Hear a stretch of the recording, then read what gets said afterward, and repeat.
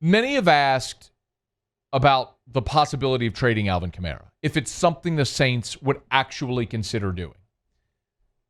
From my perspective, I don't think there's any doubt that the Saints would trade Alvin Kamara if they got the right price. The Saints traded Reggie Bush to Miami. When Sean Payton got here, he traded Dante Stallworth. He's traded Jimmy Graham to Seattle. They traded Darren Sproles to Philly. They traded Kenny Stills because he was a locker room problem, but a super productive guy that was a fifth-round pick. They traded Brandon Cooks, who was a first-round draft pick, shipped him up to New England. If your name is not Drew Brees, you are tradable, period. They will trade you. So to just unequivocally say, the Saints are going to trade Brandon Cooks, I don't buy that. If they got the right offer, Alvin Kamara, obviously. If they got the right offer, they trade him. Now, I don't know if they're going to get that offer. And that's probably the most important thing. The other thing we know about the Saints when it comes to negotiations like this is that, generally speaking, Mickey Loomis has his number, and once they reach that number, they're not budging. And I am certain that for the player and for the player's agent, that can be infuriating. And at times, it has bitten New Orleans and the player. Look at Mark Ingram. Mark Ingram wanted more than the Saints were willing to give. The Saints had their number. They were stuck on it. That was it. This is your market value. This is what we're offering. And Ingram said, I can get more. And he went and hit the free agent market, and he got about $100K more from Baltimore. Negligible. Basically the same after taxes and fees and everything. It was negligible. It was the same thing. Both guys got stubborn. They dug in their heels. They couldn't make a deal, and they severed. It broke off. Same thing happened with Von Bell. They dug in their heels. They couldn't make a deal. Same thing. I think Von Bell got less. I'm almost certain. I need to go look up the numbers. I think Von Bell got less from Tennessee than what New Orleans was offering. So, man, point being, Saints are not afraid to trade anybody. If your name is not Drew Brees, they will trade you for the right price.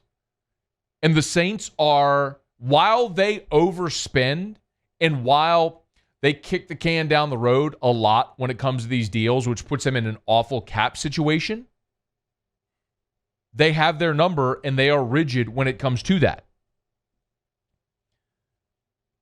I definitely want Alvin Kamara on this team.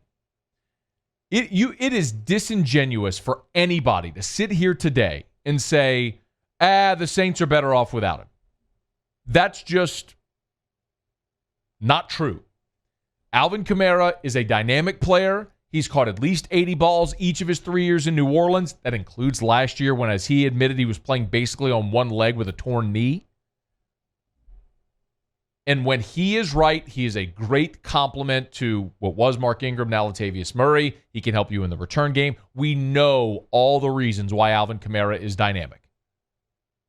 And why we all know the Saints are a better football team with Alvin Kamara on the roster. Period. Not debatable. They are better with him than without him. So you absolutely want Alvin Kamara.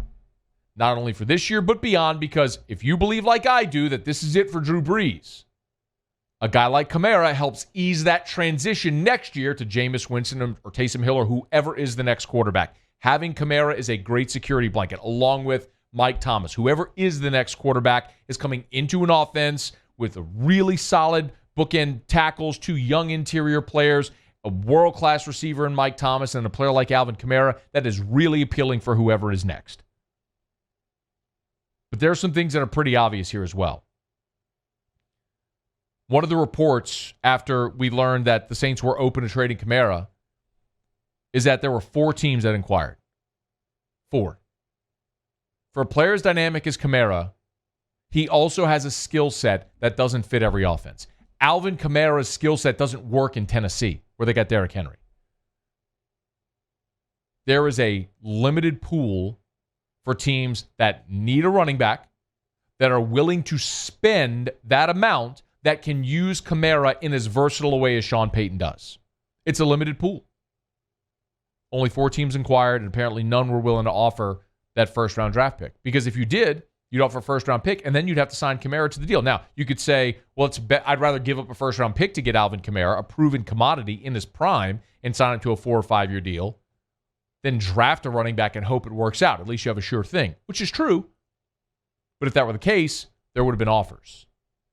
And we don't apparently see any offers. So at that price, the market is telling Alvin Kamara, look, you want 13, 14, 15 million, whatever it is. There are no takers at that price.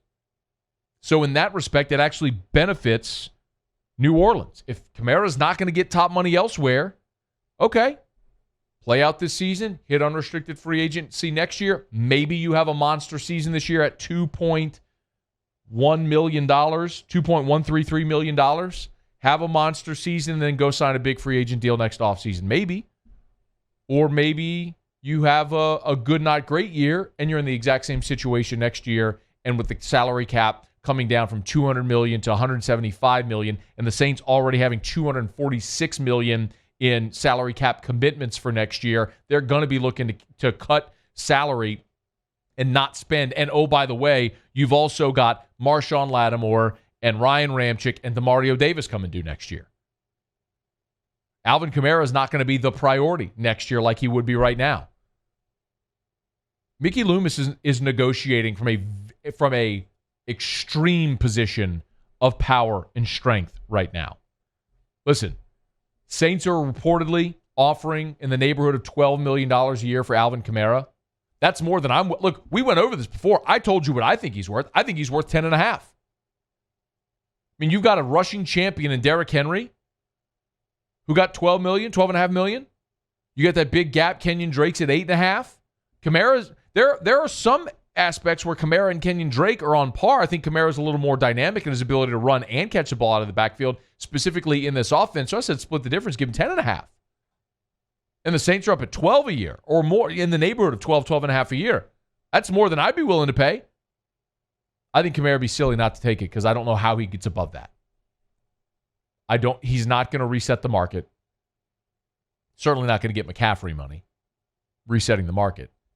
And he says he doesn't want that. But I also don't think he's going to approach Zeke. When you start talking about these guys that have led the NFL in touches, Kamara's not even an every down back. And this is the thing that sucks about a negotiation because you have to point out the blemishes. It's someone you love and you want to be on your team so much so that you're willing to offer $12 million a year, $50 million over 4 seasons. You obviously see the value in your investing, but now you have to point out the warts as to why you're not willing to go higher. Ultimately, though, Kamara being back at practice on Wednesday is a great indicator that he wants to be on the team. He plans to be with New Orleans a week from Sunday when they open up at home against Tampa Bay and hopefully go win another championship. At what price? We don't know. As far as the salary cap, I ain't worried about that either. Because I've been fielding questions from you on this show for a decade about cap hell. Every year it's cap hell. Saints are in cap hell. And every year they make it work. They're not mathematicians. They're cap magicians is what they are. They figure out every stinking loophole to kick the can down the road to get the best team on the field right now. And eventually, when you're not paying your quarterback $25 million a year, that will normalize a bit. Until then, keep doing what you do. Go win a Super Bowl. It's like we said. Nobody will remember what happens after you win the Super Bowl if you win the Super Bowl. Because winning the Super Bowl is what sets your legacy. So go win another Super Bowl. Get Peyton his second. Get Breeze his second. Send Breeze off into retirement with 2 Super Bowls the same way John Elway did in 1998. And then you figure out your future after that. They're all in to win right now. And Kamara's part of that. They got to make this work. Hey, thanks so much for watching. Please leave your comments. I love to interact. And be sure to hit the red subscribe button below.